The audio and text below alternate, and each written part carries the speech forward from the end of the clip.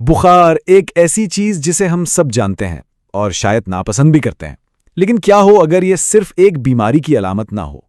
کیا یہ جسم کا اپنا ایک علاج کا طریقہ ہو سکتا ہے یا اس میں کوئی گہرا روحانی راز چھپا ہے؟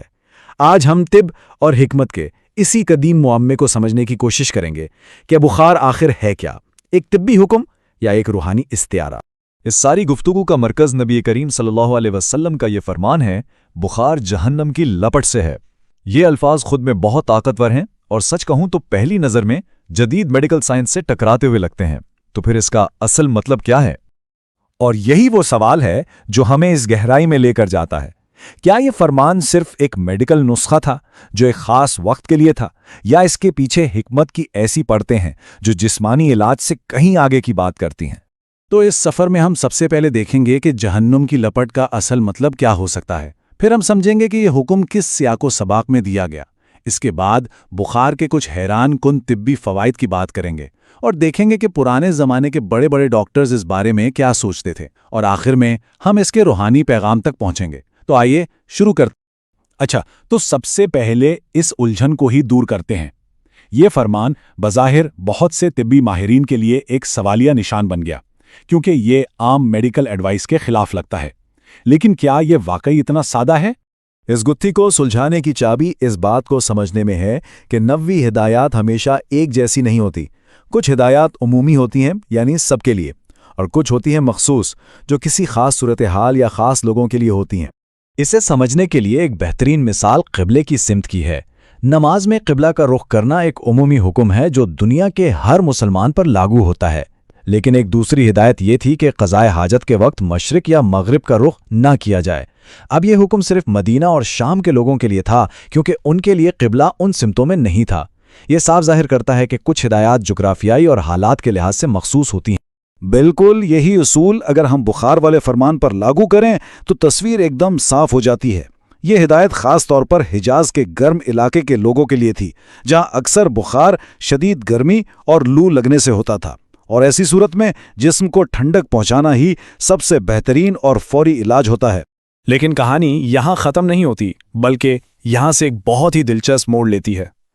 کیا آپ جانتے ہیں کہ بخار ہمیشہ ہمارا دشمن نہیں ہوتا؟ دراصل یہ بیماری سے لڑنے کے لیے ہمارے جسم کا اپنا ایک بہت طاقتور ہتھیار بھی ہو سکتا ہے۔ یہ صرف ایک علامت نہیں، بلکہ ہمارے دفاعی نظام کا ایک اہم حصہ ہے۔ تو یہ کام کیسے کرتا ہے؟ جب جسم کا درجہ حرارت بڑھتا ہے تو یہ سمجھے کہ اندر ایک بھٹی سی جل جاتی ہے۔ یہ گرمی نقصان دہ جراثیم اور زہریلے مادوں کو کمزور کر دیتی ہے، جسم میں دوران خون تیز کر کے بند شریانوں کو کھولنے میں مدد دیتی ہے، اور جسم کو اس طرح تیار کرتی ہے کہ دوائیں اس پر زیادہ اچھی طریقے سے اثر کر سکیں۔ یعنی یہ جسم کا اپنا قدرتی کلیننگ سسٹم ہے۔ اور یہ کوئی نئی سوچ نہیں ہے۔ قدیم زمانے کے بڑے بڑے حکیم اور طبیب اس راز کو جانتے تھے۔ وہ تو بخار کو ایک اچھی علامت سمجھتے تھے۔ ان کے لیے یہ اس بات کا اشارہ تھا کہ جسم بیماری کے خلاف لڑ رہا ہے اور خود کو ٹھیک کرنے کی کوشش کر رہا ہے۔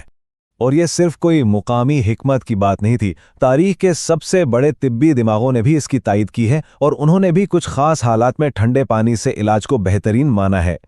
مثال کے طور پر قدیم یونان کے مشہور زمانہ طبیب جالینوس نے لکھا کہ سخت گرمی میں اگر کوئی صحت مند نوجوان ٹھنڈے پانی سے نہائے تو یہ اس کے لیے بہت فائدہ مند ہے۔ یہ بات نبی فرمان سے حیرت انگیز طور پر ملتی جلتی ہے نا؟ اور پھر صدیوں بعد عظیم فارسی طبیب الرازی نے بھی یہی بات کہی کہ اگر مریض میں طاقت باقی ہے لیکن بخار بہت تیز ہے تو ٹھنڈا پانی پینا بہت فائدہ مند ہے۔ اس سے پتہ چلتا ہے کہ یہ ایک تاریخی طور پر تسلیم شدہ طبی حقیقت ہے۔ اب تک تو ہم نے بات کی جسم کی، طب کی، لیکن اس فرمان کا ایک اور پہلو بھی ہے جو شاید سب سے گہرا ہے۔ آئیے اب اس کے روحانی پیغام کو سمجھنے کی کوشش کرتے ہیں۔